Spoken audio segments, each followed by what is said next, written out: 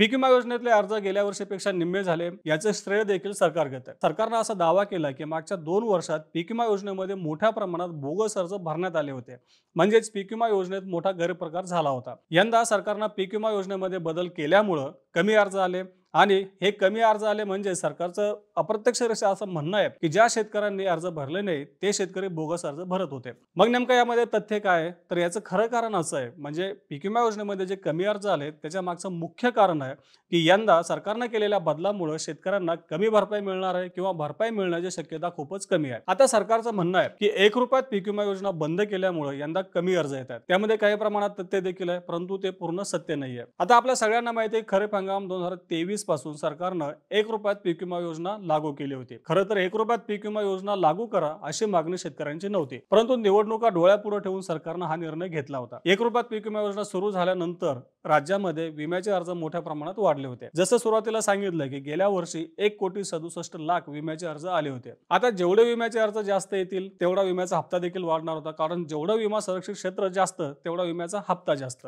आता सरकारने असा दावा केला की आम्ही 1 रुपयात पीक विमा योजना बंद केला, त्यामुळे शेतकऱ्यांना खरीप हंगामासाठी खरीप हंगामातील पिकांसाठी 2%, रब्बी हंगामातील पिकांसाठी 1.5% आणि नगदी पिकांसाठी 5% विमा हप्ता भरावा लागणार आहे। विमा हप्ता भरावा लागणार असल्यामुळे यंदा विमा अर्ज कमी आले असा दावा सरकारचा आहे।